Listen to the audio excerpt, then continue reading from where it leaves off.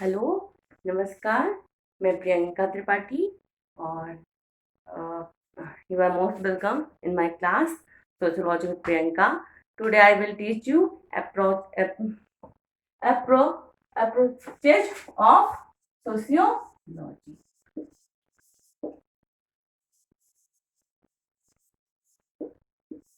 Approaches of sociology. समाजशास्त्र के उपागम। समाज शास्त्र के उपागम। What is the mean by उपागम? What is the mean by उपागम? उपागम क्या है? अगर हम सरल शब्दों में कहें तो उपागम का मतलब एक दृष्टिकोण है, एक ऐसा दृष्टिकोण जो हमें किसी भी चीज को देखने की, समझने की, सोचने की शक्ति देता है और हम जिसके माध्यम से ये कह सकते हैं कि हमारी सोच समझ ऐसी है, हमने इस चीज के लिए ऐसा सोचा है, तो वह क्या है? वह उपागम है। हम जानते हैं, बहुत अच्छे से जानते हैं कि सोशियोलॉजी एक नया सब्जेक्ट है, एक नया विषय है और नया विषय होने के साथ ही साथ इसका अ, जो भी इसका था, जो भी इसका विषय क्षेत्र था, उस पर लगातार विवाद बना हुआ था और जब इसका विषय क्षेत्र के विवाद के बाद एक ऐसा समय आया जब ये स्थिति उत्पन्न हुई कि सोशियोलॉजी में क्या पढ़ा जाए और जो है सोशियोलॉजी जो है किसका अध्ययन करता है। तो उसके बाद जो उसके जो मेन थिंकर्स थे, जो सोशियोलॉजी के जिन्होंने जो है एक सोशियोलॉजी को एक रास्ता दिखाया है और जो सोशियोलॉजी को एक गतिमान दिशा में ले जाते हैं, तो उन्होंने जो है मेन चीजें बताई हैं और हम आज उसी पर फोकस करेंगे। हम आते हैं अप्रोचेज ऑफ सोशियोलॉजी, समाजशास्त्र के उपागम। एक ऐसा दृष्टिकोण जो किसी भी चीज को देखने की शक्ति प्रदान करे, तो समाजशास्त्र का ऐसा कौन सा उपागम है, ऐसी कौन से दृष्टिकोण हैं जो उसको बेहतर बनाते हैं या जो जिसके लिए समाजशास्त्र को पढ़ा जाए। अब हम सबसे पहले आते हैं कि कैसे पढ़ा जाए, सोशियोलॉजी को कैसे पढ़ा जाए। तो इसके लिए जो है सबसे मेन बात आती है कि स्टडी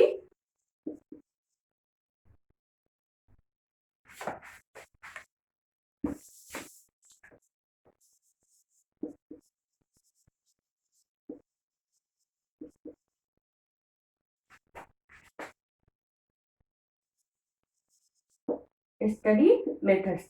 ऐसा कौन सा पढ़ाई का ऐसा कौन सा पद्धति, ऐसी कौन सी नियम बनाई जाए जिसके आधार पे हम इसको समझ सकें। ऐसा कौन सा पद्धति बनाया जाए जिसके आधार पे हम इसको समझ सके। तो हम जो है इसके लिए ये मान के चलते हैं कि दो आधार बनाए गए हैं, दो आधार बनाए गए हैं जो बहुत सोशियोलॉजी में महत्वपूर्ण है। सबसे पहला आधार जो है वो है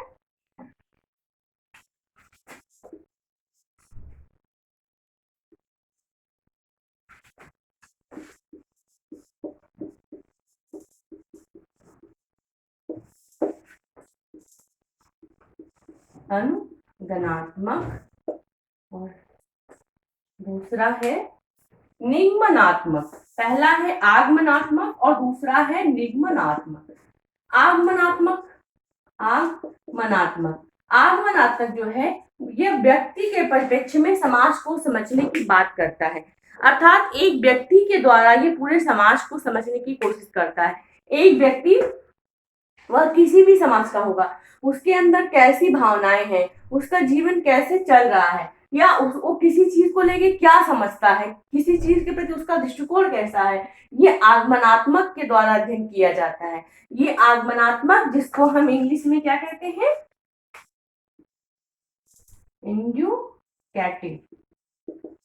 और सेकेंड निगमनात्मक, जिसको हम कहते हैं डेड्यूकेटिव। निगमनात्मक जो है ये समाज के माध्यम से व्यक्ति का अध्ययन करता है।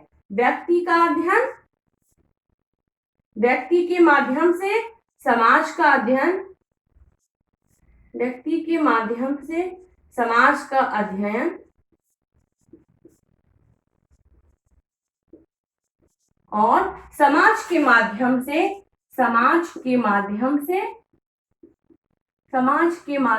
व्यक्ति का अध्ययन, समाज के माध्यम से व्यक्ति का अध्ययन ये क्या करता है, ये निगमनात्मक करता है। ये समाज मतलब किसी भी समाज को पकड़ता है, उसका पूरा अध्ययन करता है और उसके द्वारा उस व्यक्ति की, उस समाज में जो भी उसके व्यक्ति रहते हैं उनकी मनस्थिति का आकलन करता है और उसको जो है विवेचित करता है।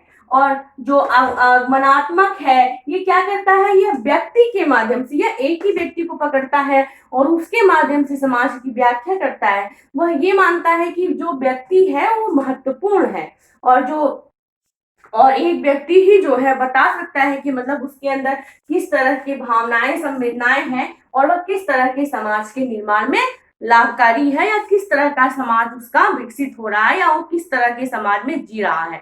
यह हम एक ही आगमनात्मक और निगमनात्मक दोनों के, बस हम इसको अगर विस्तार से जान लेंगे तो ये हमारा जितने भी सोशियोलॉजी के अप्रोचेज ऑफ सोशियोलॉजी है ये सब क्लियर हो जाएंगे, क्योंकि ये बहुत ही इजी है। बस 2 शब्दों में हमें इसको समझना है।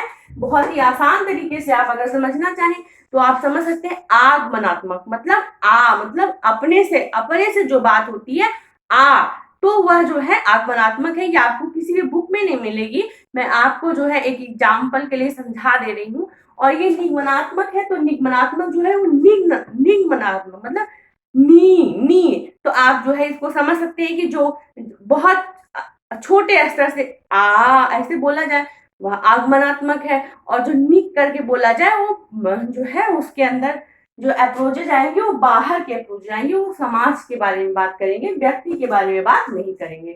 हालांकि दोनों का मकसद यही है, दोनों का मकसद एक ही है, व्यक्ति ही है, मगर दोनों का जो है दृष्टिकोण अलग है। ये व्यक्ति को मेन मानता है, व्यक्ति के माध्यम से समाज को समझता है और ये समाज को मेन मानता है, समाज के माध्यम से व्यक्ति को समझता है। अब इन दोनों के जो ये 2 स्टडी मेथड्स हैं, ये जो पद्धतियां हैं, शिक्षा की जो पद्धतियां हैं, समाजशास्त्र के शिक्षा के लिए जो 2 पद्धतियां विकसित की गई हैं, वैसे बहुत सारी पद्धतियां हैं, हम उसको विस्तार से बाद में देखेंगे। लेकिन फिलहाल जितना भी इसका अध्ययन है अप्रोचेस का, वह इन्हीं दोनों पद्धतियों पर निर्भर करता है। तो हम जो है इसको बहुत अच्छे से समझ लेंगे। आगमनात्मक व्यक्ति का अध्ययन, व्यक्ति से जो है शुरुआत करता है और निगमनात्मक समाज का अध्ययन, समाज के अध्ययन से जो है ये शुरुआत करते हैं कि समाज के द्वारा व्यक्ति की बात करते हैं और ये व्यक्ति के द्वारा समाज की बात करते हैं। ये आप बहुत अच्छे से समझ गए और हम एक कॉलम के द्वारा भी इसको बहुत अच्छे से स्पष्ट कर सकते हैं। और अगर आप इसको जो है कहीं लिखना चाहें तो आप लिख सकते हैं। अब हम जो मेन अप्रोचेज है हम उसको देखेंगे कि इस सब्जेक्ट के मेन अप्रोचेज क्या है, मेन उपागम क्या है, ये जो सब्जेक्ट है हमारा ये किस दृष्टिकोण से देखता है और इसके दृष्टिकोण से कितने सारे थिंकर्स हैं और उन थिंकर्स के कितने सारे वाद हैं। वाद क्या होते हैं? वाद ये होते हैं कि बहुत सारे थिंकर्स, बहुत सारे विचारक मिलकर किसी भी एक बात पर एक राय रखते हैं और उस पर अपना जो भी उनका दृष्टिकोण होता है उसको देते हैं। वाद इट मीन्स कि कोई भी बहुत सारे थिंकर्स जो है वो एक विषय पर एक मत है। हम जानते हैं कि सबकी मनोवृत्ति अलग होती है और कोई किसी को सही मानता है और ये हमारे जो है दृष्टिकोण पर ही निर्भर करता है कि हम क्या सही मानते हैं और हम किस रूप में किस चीज को देखते हैं।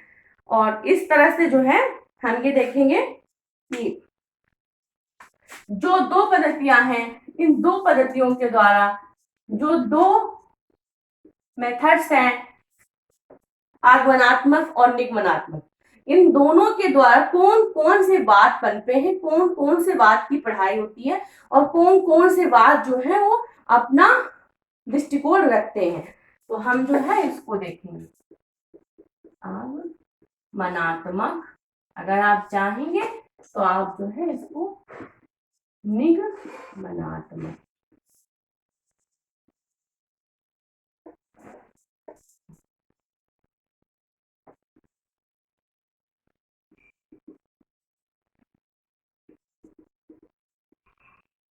चलिए हम आगे बढ़ते हैं। आगमनात्मक में सबसे पहले हम क्या देखते हैं? प्रघटना शास्त्र। दूसरा जो है प्रघटना शास्त्र क्या है? प्रघटना शास्त्र जो है ये व्यक्ति के अंदर से सूर्य महोदय का है ये, और ये व्यक्ति के माध्यम से समाज की व्याख्या करता है। ये व्यक्ति को बहुत महत्वपूर्ण मानता है। इनका ये समझना है कि व्यक्ति जो है वो महत्वपूर्ण है, इसलिए महत्वपूर्ण है क्योंकि व्यक्ति जो है वो अपने अंदर बहुत सारी चीजों को इकट्ठा किए रहता है, बहुत सारी चीजें उसके अंदर ऐसी रहती हैं जो कि उसके समाज के द्वारा ही बनती होती हैं, और इसीलिए वह व्यक्ति जो है बहुत ज्यादा महत्वपूर्ण होता है। तो इसमें जो है व्यक्ति जो है वो सबसे ज्यादा मेन है। जब हम आगे बढ़ेंगे तो हम इसमें और बहुत सारी चीजें पढ़ेंगे। जब हम इसको विस्तार से पढ़ेंगे तो हम जो है इसमें बहुत सारी चीजें पढ़ेंगे। इसको हम पूरा, इसका जो भी दर्शन है, जो भी इसके थॉट्स हैं, तो हम उसको समझेंगे। अभी हम ये समझ लें कि इनके थॉट्स में मेन क्या है। मेन जो है मेन है मतलब इंसान मेन है। इनके यहाँ व्यक्ति प्रमुख है, समाज की इनके यहाँ कोई भूमिका नहीं है। हम दूसरा आते हैं लोक विधि विज्ञान। इनके यहाँ भी वही बात है, इनके यहाँ भी व्यक्ति जो है इंडिविजुअल पर्सन जो है वही मेन है, वही महत्वपूर्ण है। ये समाज की बिल्कुल भी बात नहीं करते। ये मानते हैं कि जो समाज है वह व्यक्ति के माध्यम से ही चल रहा है। व्यक्ति जो है वो कहीं ना कहीं समाज को पूरी तरह से जो है प्रभावित करता है। दूसरा आएंगे, हम ये देखेंगे अभिनय शास्त्रीय उपागम। अभिनय शास्त्रीय उपागम क्या है, हम जानते हैं इसको। अभिनय शास्त्रीय उपागम जो है ये गाफमैन साहब का है ड्रामा। और ये जो है अभिनय शास्त्रीय उपागम जो है, इनका जो है मेन थॉट ये है कि व्यक्ति जो है वह उसके अंदर जो है एक अलग पर्सन रहता है, हमेशा उसके अंदर एक अलग पर्सन रहता है, और जो व्यक्ति है वो कभी भी उस भूमिका को नहीं जीता जो उसके अंदर रहता है, या वो जो जीना चाहता है वो हमेशा एक ऐसी भूमिका को जीता है जिसको नहीं जीना चाहता है। मतलब व्यक्ति जो है वो पीछे से रहता है। इसमें दो बातें कही हैं, अग्रमंच और पार्श्व मंच। तो व्यक्ति जो है वो खुद को कहीं ना कहीं पीछे रख देता है, पार्श्व में रख देता है, और जो समाज है उसको आगे कर देता है। तो ये जो है व्यक्ति की बात करते हैं कि व्यक्ति जो है वो खुद को आगे रखे और समाज को जो है पीछे रखे। तो जो व्यक्ति के अंदर की चीजें हैं वो उभर के सामने आएंगी, ना कि समाज का जो भार है वो आएगा कि मतलब समाज ने हमको ऐसे ही रहने के लिए बोल दिया या ऐसे ही करने के लिए बोल दिया, तो फिर हम ऐसे ही पूरा जीवन जीते रहें। और हम जो है, जो हमारी अपनी सोच है, समझ है, या जो हमें जैसी हमारी कुछ भी हमारी ऐसी भूमिका है जिसे हम निभाना चाहते हैं समाज में, तो हम हमेशा उसको पीछे रखें कि समाज क्या कहेगा, और हम एक नकली, एक अभिनय की भूमिका जीते रहें। तो ये क्या है, ये अभिनय शास्त्रीय उपागम है। अभिनय शास्त्रीय उपागम, प्रघटना शास्त्र, लोक विधि विज्ञान, और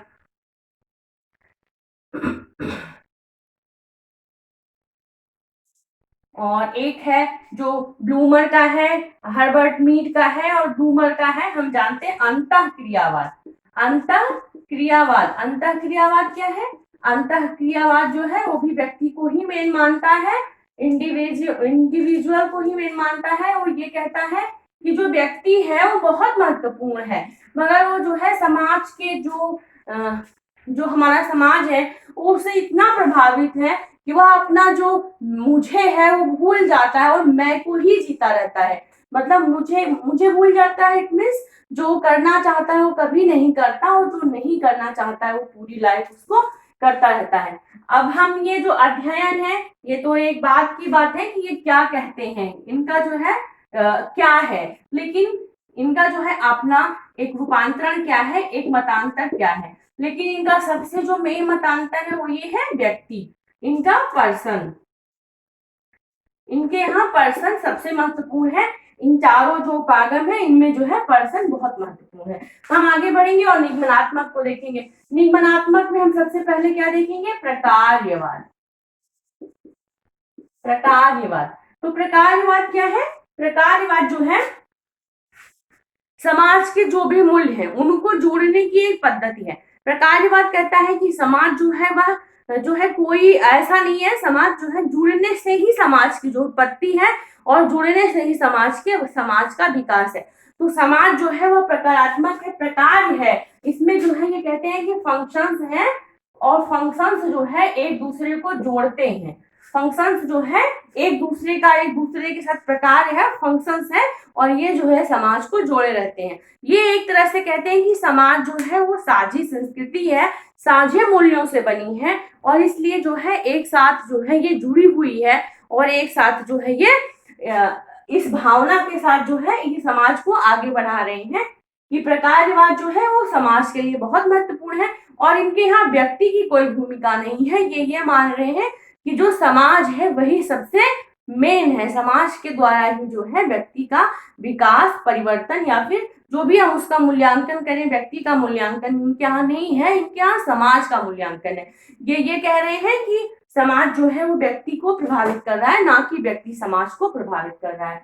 और अगर आप चाहते हैं तो आप जो है इसको थोड़ा थोड़ा करके कर भी सकते हैं, क्योंकि फिर जो है ये छोटी छोटी चीजें हैं, मगर ये जो है ये क्लियर होती चलती हैं तो फिर जो है बहुत अच्छे से समझ में आती है। दूसरा क्या है? संघर्षवाद। संघर्षवाद किसको प्राथमिकता देते हैं? संघर्ष को। ये क्या कहते हैं? ये कहते हैं कि संघर्ष ही सबसे मेन है, और संघर्ष ही जो है वो हर टाइम में, हर देश काल परिस्थिति में संघर्ष से ही समाज का विकास हुआ है, और संघर्ष जो है उसी ने समाज के विकास को आगे बढ़ाया है, समाज के विकास को अग्रसित किया है, समाज के विकास को इसने समाज को जोड़ा है। ये कहते हैं कि इसमें जैसे बहुत सारे विद्वान हैं, वैसे जब हम बात करेंगे तो मार्क्स हैं और एडाम्स कोलिंस हैं और कोजर महोदय हैं। कोजर और सीमेन साहब जो है वो ये मानते हैं कि समाज जो है वो जोड़ता है, वो जो है संघर्ष जो है वो समाज को जोड़ता है, और इतना किसी ने भी समाज को नहीं जोड़ा है जितना संघर्ष ने जोड़ा है। क्योंकि किसी भी समाज का जब दूसरे समाज से एक अलगाव होता है, या जब थोड़ा सा उनके मन में अपने आप को लेके डेवलप करने का या थोड़ा सा आगे बढ़ने की जो भी चीजें होती हैं, तो उनका दूसरे समाज से वैमनस्य होता है। लेकिन जो उनका अपना समाज है उससे उनका बहुत घनिष्ठ संबंध बन जाता है। इस तरह से जो ये समाज है, ये संघर्ष है, ये जो है बहुत प्रभावी है, और ये जो है बदलता है। संघर्षवाद की जो मेन थ्योरी है, जो मेन इनका जो विचार है वो ये है कि इसमें जो है व्यक्ति महत्वपूर्ण नहीं है, समाज महत्वपूर्ण है, सोसाइटी महत्वपूर्ण है। सोसाइटी क्यों महत्वपूर्ण है? क्योंकि व्यक्ति जो है, एक व्यक्ति में पर्टिकुलर एक पर्सन इज नो चेंज। एक पर्सन जो है पर्टिकुलर वो कोई चेंज नहीं ला सकता, वो कोई चेंजिंग नहीं कर सकता जब तक कि पूरा समाज एक साथ ना हो जाए। एक व्यक्ति जो है वो दिशा दे सकता है और वह समझा सकता है कि ये चीजें गलत हो रही हैं, इसको चेंज की जानी चाहिए, मगर वो पूरी तरह से समाज को बदल नहीं सकता, या हम उसके अध्ययन से नहीं जान सकते हैं कि वहां का समाज कैसा है। तो ये जो है व्यक्ति को नहीं, समाज को जो है बहुत महत्वपूर्ण मान रहे हैं। ये कह रहे हैं कि समाज के माध्यम से ही समझा जा सकता है। थर्ड पे आएंगे। थर्ड जो है संरचनात्मक कह सकते हैं हम, या संरचना कह सकते हैं, कुछ भी कह सकते हैं। संरचनात्मक प्रकारवाद कह सकते हैं। प्रकारवाद तो ये हो गया, ये संरचना जिसको कहेंगे। तो ये जो संरचना है ये बहुत महत्वपूर्ण है, और संरचना के लिए आप बहुत इजी वे में समझिए, बहुत ज्यादा डिटेल में जाने की जरूरत नहीं है।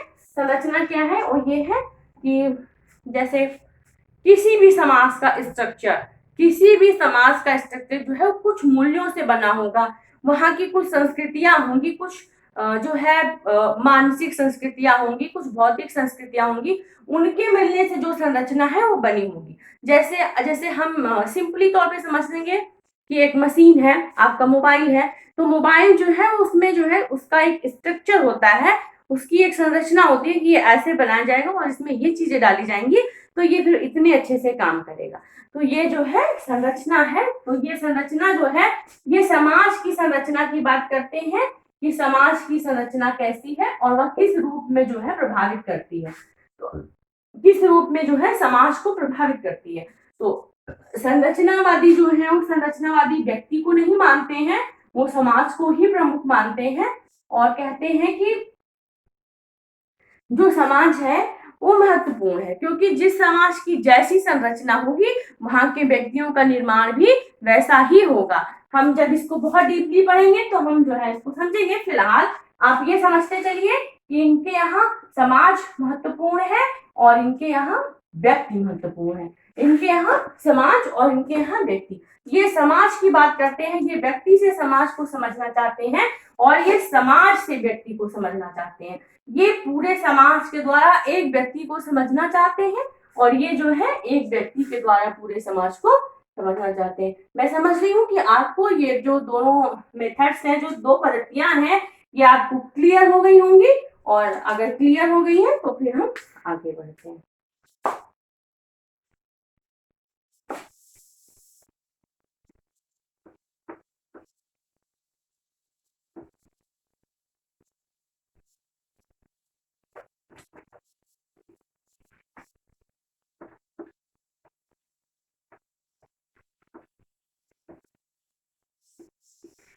अभी हम सिर्फ पद्धतियों की बात पढ़ रहे थे, फिर हम सिर्फ पद्धतियों की बात पे रुके थे और हम सब सिर्फ पद्धतियों को समझ रहे थे।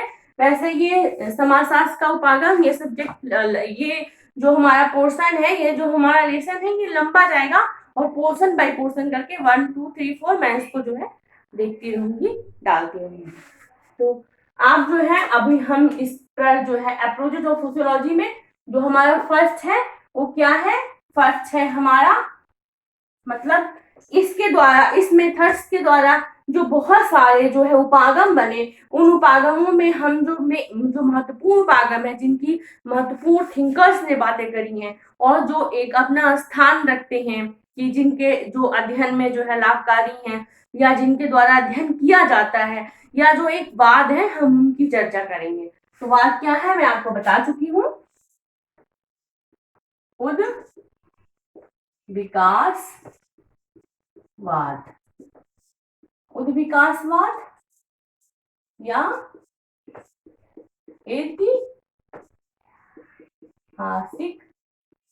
ऐतिहासिकवाद, ऐतिहासिकवाद या उद्विकासवाद, ये क्या है? हिस्टोरिकल या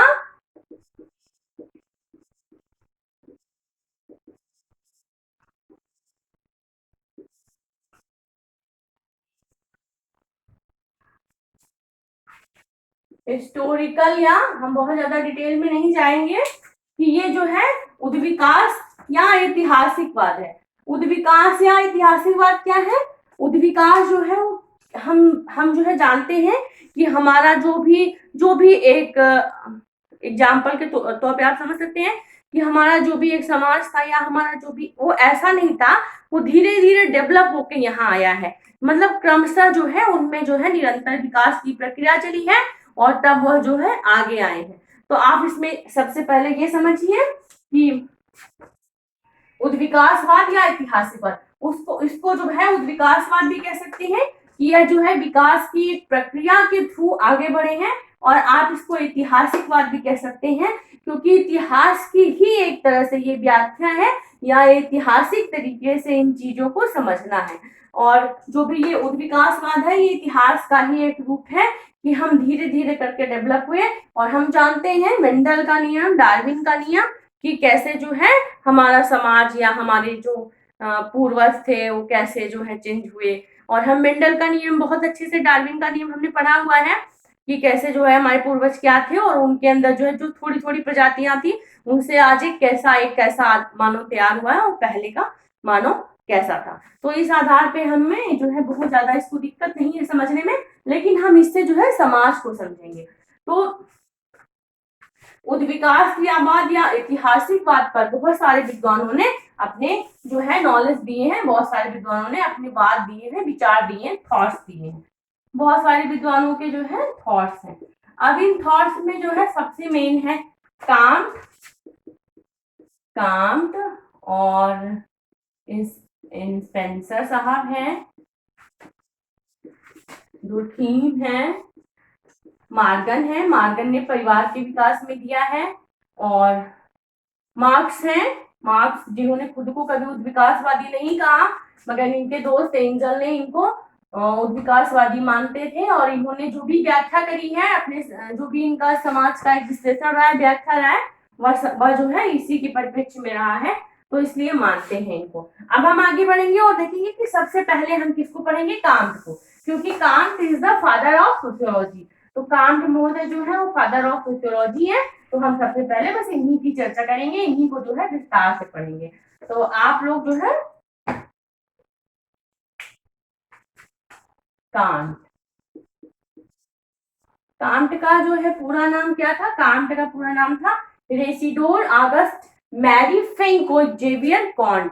रेसिडोर Auguste Marie Francois Xavier can't.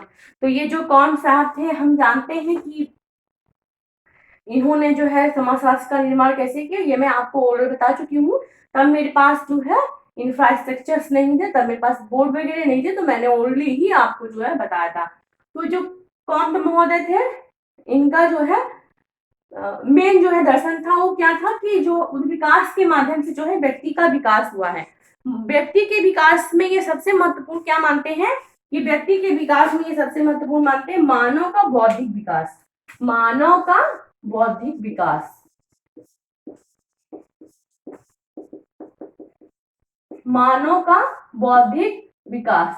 मानव जो है उसका विकास, शारीरिक विकास की ये बात नहीं करते, ये मानव के बौद्धिक विकास की बात करते हैं कि मानव ने किस तरह से अपने बुद्धि का विकास किया और उसके द्वारा जो है समाज की जो संरचना है या जो समाज का जो रूप है वो किस तरह से प्रभावित हुआ। तो कांट महोदय जो है वो हम जानते हैं तो किस तरह से प्रभावित थे, जो फ्रांस की क्रांति थी और उससे जो है उन्होंने जो है समाज को, समाजशास्त्र को जो है जन्म दिया और उसको नाम दिया। अब ये जो है तीन तरह की बातें करते हैं, तीन इन्होंने जो है एक ऐसा तीन स्टेज दिए हैं, 3 स्टेज दिए हैं, जिन स्टेज के माध्यम से इनका जो समाज है, जो हमारा समाज है, वह धार्मिक तात्विक से प्रत्यक्षवादी में चेंज हुआ। पहले जो है धर्म बहुत मेन था, धर्म जो है वह एक अपनी बहुत बड़ी भूमिका रखता था। उसके बाद जो है तत्व आया और उसके बाद क्या आया, प्रत्यक्ष आया। आज हम जिस समाज में जी रहे हैं वो प्रत्यक्षवादी समाज है, उसमें जो है प्रत्यक्षवाद मेन है। इसको हमें कॉलम से समझेंगे, कॉलम से समझने में कोई जो है प्रॉब्लम नहीं रहती है और बहुत क्लियर हो जाता है, क्योंकि तो सबसे मेन क्या है, धार्मिक स्टेज, हम यहाँ लिख सकते हैं स्टेज। तो धार्मिक स्तर, धार्मिक स्तर, धर्म जो है बहुत मेन था।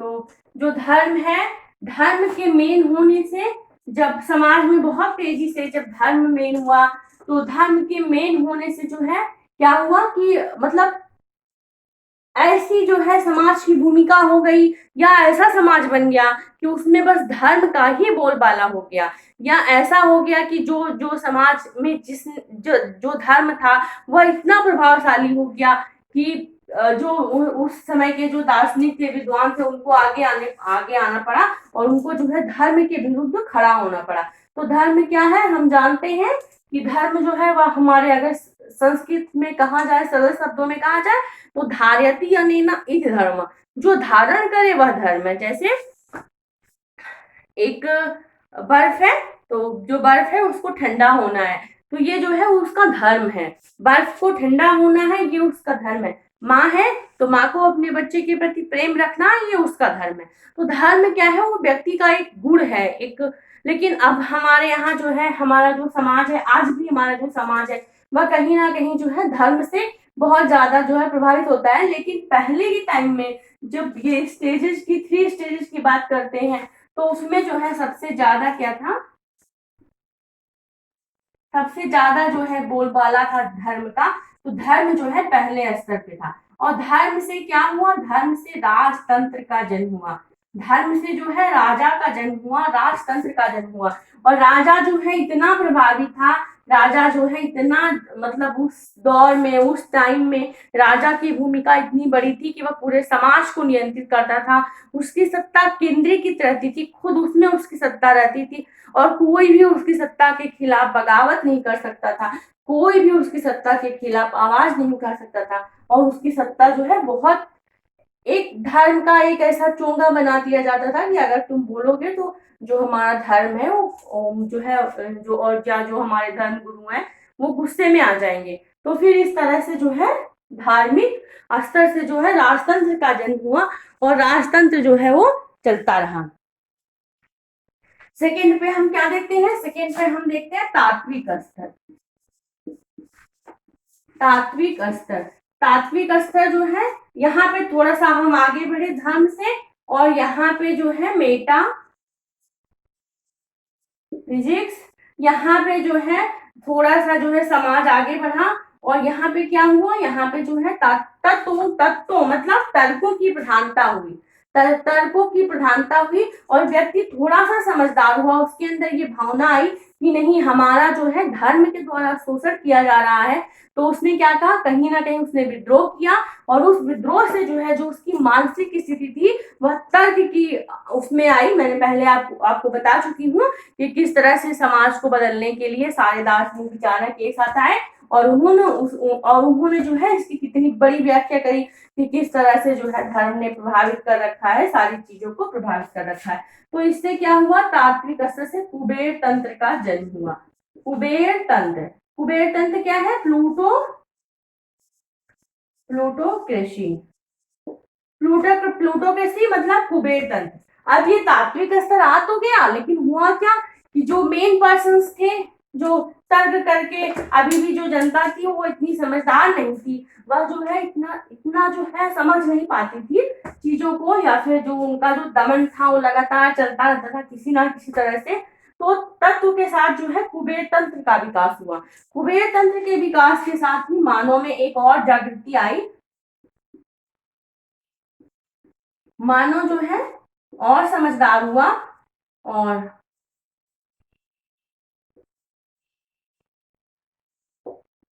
मानो जो है अब ये समझने लगा कि जो है हमारा एक शोषण किया जा रहा है, एक हमारे समाज में हमारा शोषण किया जा रहा है और हमें जो है पहले धर्म के नाम पे मतलब एक डराया गया और फिर एक कुबेर तंत्र आया, एक जो है तात्विक स्तर आया जिसमें तत्व के द्वारा, जिसमें मतलब तर्क के द्वारा जो है जनता को एक अलग टाइप के अंधेरे में रखा गया और जो है जो जरा सा भी जो विद्वान थे उन्होंने धर्म का एक अलग ही रूप प्रस्तुत किया और फिर ये स्थितियां भी मतलब जनता के लिए अच्छी नहीं रही।